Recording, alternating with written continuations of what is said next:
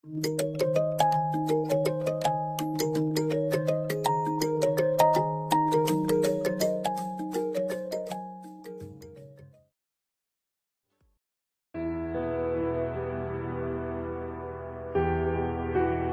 hari seorang wanita tua mendatangi Habib, tersungkur di kakinya meratap pedih.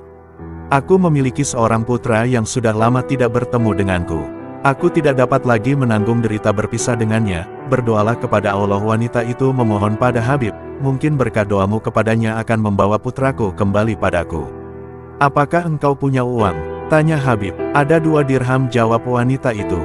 Berikan uang itu pada fakir miskin. Kemudian Habib pun memanjatkan doa. Kemudian ia berkata pada wanita itu, "Pergilah, putramu sudah kembali padamu." Wanita itu belum lagi mencapai pintu rumahnya ketika ia melihat putranya. "Putraku!" teriaknya, kemudian ia membawa putranya menemui Habib. "Apa yang terjadi?" tanya Habib kepada si pemuda. "Saya sedang berada di Kerman," jawab putra wanita itu. "Guruku mengirimku ke sana untuk membeli daging, aku mendapatkan daging yang dimintanya dan baru hendak kembali padanya. Ketika angin menerbangkanku, aku mendengar sesuatu suara berkata, 'Angin, bawa dia ke rumahnya,' dengan berkah doa Habib dan 2 dirham yang disedekahkan. Pada hari ke-8 Zulhijjah dalam 1 tahun Habib terlihat berada di Basrah, lalu pada hari ke-9 ia muncul di Arafah. Suatu ketika kelaparan melanda Basrah, Habib membeli bahan makanan dengan cara kredit dan menyedekahkan semuanya. Ia mengikat dompetnya dan menaruhnya di bawah bantal. Ketika para pedagang datang untuk menagih bayaran, ia akan mengeluarkan dompetnya yang sekarang dipenuhi dirham, lalu menyerahkannya untuk membayar pinjaman. Habib memiliki sebuah rumah di Basrah yang letaknya di persimpangan. Ia juga memiliki mantel bulu yang dikenakannya pada musim panas dan musim dingin. Suatu ketika harus berwudu, ia pun bangkit dan meninggalkan mantelnya di tanah. Hasan al-Basri yang kebetulan ada di tempat itu mengambil mantel yang tergeletak di jalan. Si barbar tidak mengetahui nilai mantel ini. Komentarnya, "Mantel bulu ini seharusnya tidak ditinggalkan di sini, bisa-bisa malah hilang." Jadi Hasan pun berdiri di sana menjaganya. Beberapa saat kemudian Habib pun kembali. "Imam kaum muslim," serunya sambil mengucapkan salam kepada Hasan. "Mengapa berdiri di sana? Memangnya engkau tidak tahu?" jawab Hasan bahwa mantel ini tidak seharusnya ditinggalkan di sini. "Bisa hilang? Katakan kepada siapa kau titipkan mantel ini." "Kutitipkan kepada Allah," jawab Habib, "yang menunjuk engkau untuk menjaganya." Suatu hari Hasan datang menemui Habib. Habib menyuguhi 2 roti gandum dan sejumput garam di hadapan Hasan. Ketika Hasan hendak menyantapnya, seorang pengemis datang ke pintu rumahnya dan Habib menyerahkan 2 roti dan garam itu kepadanya. "Habib," komentar Hasan yang tercengang, "kau seorang pria yang layak, andai saja kau juga punya pengetahuan. Akan lebih baik, kau mengambil roti dari depan hidung tamumu dan memberikan semuanya kepada pengemis. Seharusnya kau memberi sebagian kepada pengemis itu, dan sebagian lagi kepada tamumu." Habib diam saja. Kemudian seorang budak pun masuk membawa nampan di kepalanya. Ada daging kambing panggang di atas nampan bersama dengan gula-gula dan roti yang lezat juga 500 perak dirham. Si budak menaruh nampan itu di hadapan Habib.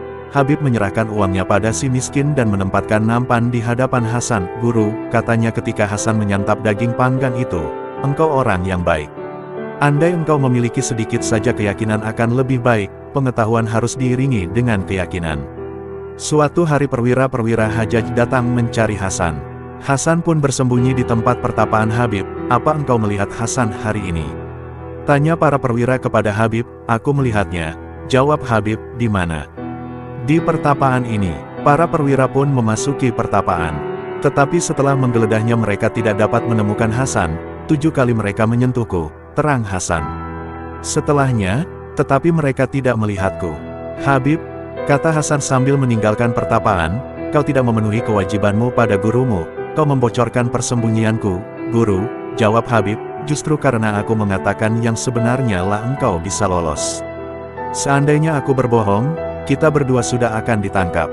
"Apa yang kau baca sehingga mereka tidak melihatku?" tanya Hasan.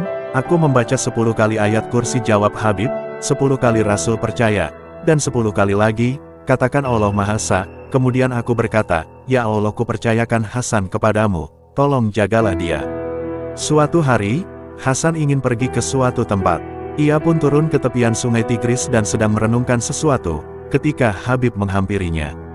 "Imam, mengapa engkau berdiri di sana?" tanyanya. Aku ingin pergi ke suatu tempat tetapi perahunya terlambat, jawab Hasan. Guruku, apa yang terjadi padamu? Tanya Habib. Aku mempelajari semua yang kuketahui darimu. Keluarkan kebencian terhadap orang lain dari dalam hatimu, tutuplah hatimu dari hal-hal duniawi.